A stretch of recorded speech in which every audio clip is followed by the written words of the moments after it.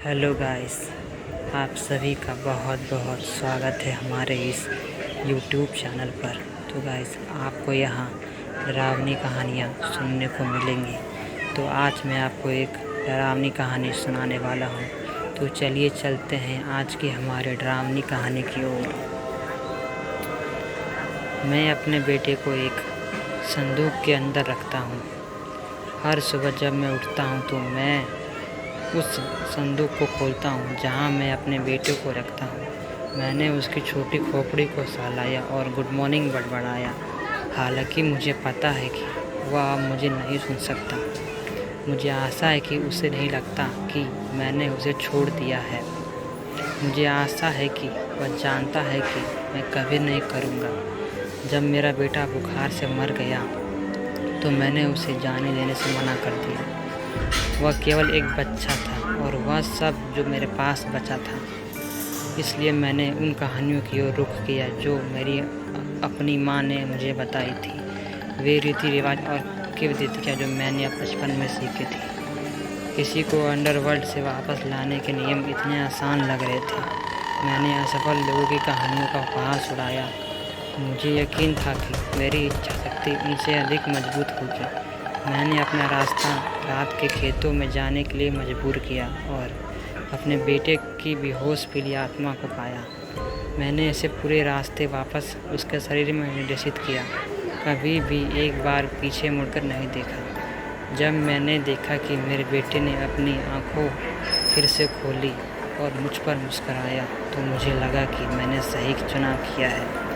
वह हंसा, वह दौड़ा, वह पहले की तरह ही खेला। मुझे यह भी विश्वास था कि मैं दिखावा कर सकता हूँ कि कुछ भी नहीं हुआ था। फिर कुछ दिनों बाद मैंने देखा कि उसका त्वचा पर सड़ान रेंग रही है।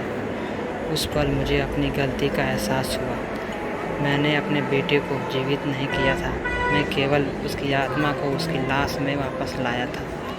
मैंने उसे दिलासा देने की कोशिश की क्योंकि उसका शरीर सूज गया और सड़ गया। वह दिन रात डर के मारे रोता रहा क्योंकि उसका मांस हड्डियाँ से गिर गया था। जब उसका गला खराब हुआ तो उसने चीखना बंद कर दिया। मैंने अपने बेटे की आत्मा को वापस करने के लिए अंडरवर्ल्ड में लौटने का प्रयास किया, लेकिन मेरे लिए फिर से रास्ता नहीं खुला।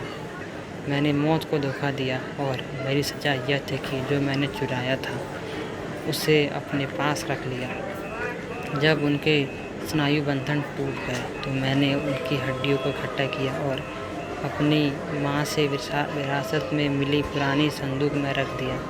मेरे बेटे के लिए केवल सबसे अच्छा होगा। कभी कभी मेरे बेटे की हड्डियाँ संदूक के अंदर घंटों, यहाँ तक कि दिनों तक पड़ी रहती हैं और मैं यह आशा करने की हिम्मत करता हूँ कि उसकी आत्मा वापस वहीं मिल जाएगी जहाँ वह है। लेकिन देर सवेरे उसकी हड्डियाँ फिर से खड़खड़ाने लगती है और मुझे पता है कि वह अभी भी जीवित है। एक बार मैं चाहता था कि मेरा बेटा मेरे साथ हो, यहाँ हो, लेकिन अब मैं उसे मारने के लिए कुछ भी दूंगा। तो ऐसा आपको ये कहानी अगर अच्छी लगी हो तो चैनल को कर देना सब्सक्राइब और वीडियो को एक लाइक देना। तो चलिए guys, good night, bye bye.